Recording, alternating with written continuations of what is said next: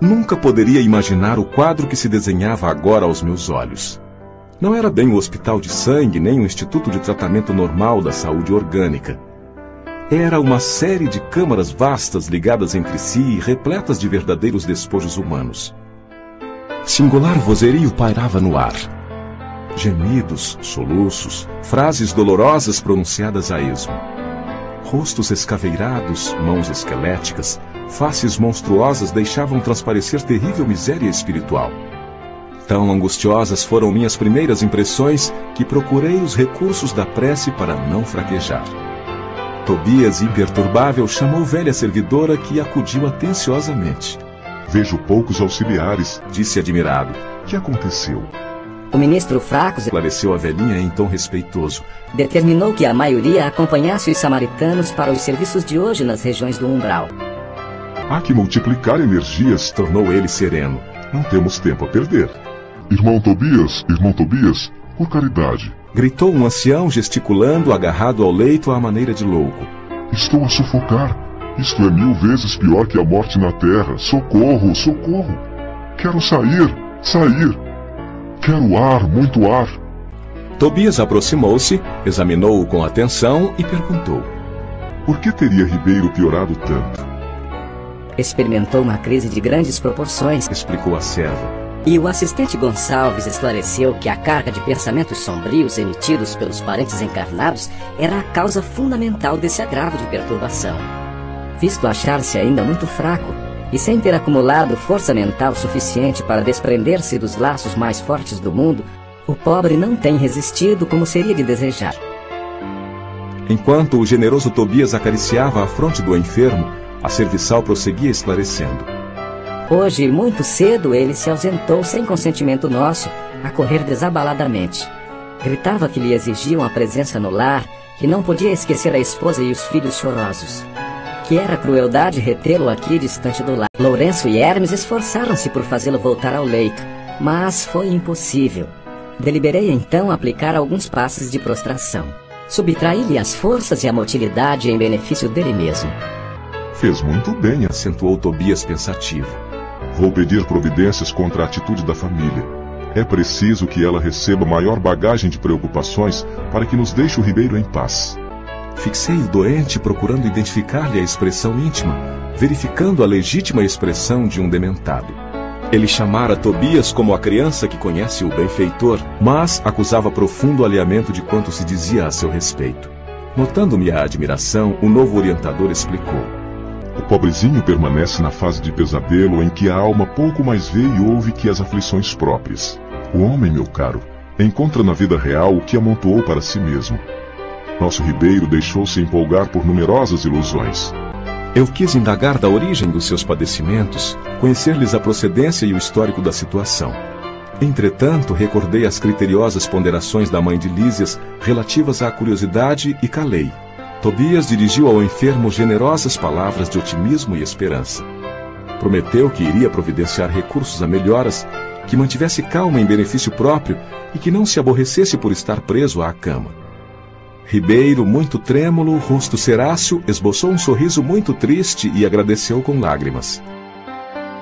Seguimos, através de numerosas filas de camas bem cuidadas, sentindo a desagradável exalação ambiente, oriunda como vinha saber mais tarde das emanações mentais dos que ali se congregavam com as dolorosas impressões da morte física e, muita vez, sob o império de baixos pensamentos. Reservam-se estas câmaras, explicou o companheiro bondosamente, apenas a entidades de natureza masculina. Tobias, estou morrendo à fome e sede, bradava um estagiário. Socorro, irmão, gritava outro. Por amor de Deus, não suporto mais, exclamava ainda outro. Coração alanceado ante o sofrimento de tantas criaturas, não contive a interrogação penosa. Meu amigo, como é triste a reunião de tantos sofredores e torturados. Por que este quadro angustioso? Tobias respondeu sem se perturbar. Não devemos observar aqui somente dor e desolação.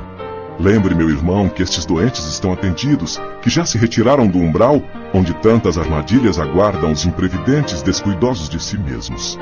Nestes pavilhões, pelo menos já se preparam para o serviço regenerador. Quanto às lágrimas que vertem, recordemos que devem a si mesmos esses padecimentos. A vida do homem estará centralizada onde centralize ele o próprio coração. E, depois de uma pausa em que parecia surdo a tantos clamores, acentuou: São contrabandistas na vida eterna. Como assim? Atalhei interessado. O interlocutor sorriu e respondeu em voz firme: Acreditavam que as mercadorias propriamente terrestres teriam o mesmo valor nos planos do espírito. Supunham que o prazer criminoso, o poder do dinheiro, a revolta contra a lei e a imposição dos caprichos atravessariam as fronteiras do túmulo e vigorariam aqui também, oferecendo-lhes ensejos a disparates novos. Foram negociantes imprevidentes, esqueceram de cambiar as posses materiais em créditos espirituais. Não aprenderam as mais simples operações de câmbio no mundo. Quando iam a Londres, trocavam contos de réis por libras esterlinas. Entretanto, nem com a certeza matemática da morte carnal se animaram a adquirir os valores da espiritualidade. Agora, que fazer? Temos os milionários das sensações físicas transformados em mendigos da alma. Realíssimo. Tobias não podia ser mais lógico. Meu novo instrutor, após distribuir conforto e esclarecimento a granel, conduziu-me à vasta câmara anexa em forma de grande enfermaria, notificando: Vejamos alguns dos infelizes semi-mortos. Narcisa, a servidora, acompanhava-nos solícita. Abriu-se a porta e quase cambaleei ante surpresa angustiosa. 32 homens de semblante patibular permaneciam inertes em leitos muito baixos, evidenciando apenas leves movimentos de respiração. Fazendo gesto significativo com o indicador, Tobias esclareceu: Estes sofredores padecem um sono mais pesado que outros de nossos irmãos ignorantes. Chamamos-lhes crentes negativos. Ao invés de aceitarem o Senhor, eram vassalos intransigentes do egoísmo. Ao invés de crerem na vida, no movimento, no trabalho, admitiam somente o nada, a imobilidade e a vitória do crime. Converteram a experiência humana em constante preparação para um grande sono, e como não tinham qualquer ideia do bem a serviço da coletividade, não há outro recurso senão dormirem longos anos em pesadelos sinistros. Não conseguia externar meu espanto. Muito cuidadoso, Tobias começou a aplicar passes de fortalecimento sob meus olhos atônitos. Fim da operação nos 2 primeiros, começaram ambos a expelir negra substância pela boca, espécie de vômito escuro e viscoso, com terríveis emanações cadavéricas. São fluidos venenosos que segregam, explicou Tobias muito calmo. Narcisa fazia o possível por atender prontamente à tarefa de limpeza, mas debalde. Grande número deles deixava escapar a mesma substância negra e fétida. Foi então que instintivamente me agarrei aos petrechos de higiene e lancei-me ao trabalho com ardor. A servidora parecia contente com o auxílio humilde do novo irmão, ao passo que Tobias me dispensava olhares satisfeitos e agradecidos. O serviço continuou por todo o dia, custando-me abençoado suor. E nenhum amigo do mundo poderia avaliar a alegria sublime do médico que recomeçava a educação de si mesmo na enfermagem rudimentar. A Federação Espírita Brasileira apresenta Nosso Lar, de Francisco Cândido Xavier. Ditado pelo Espírito André Luiz. Editado originalmente pela Federação Espírita Brasileira. Produção Companhia da Voz. Narração Valmir Nascimento.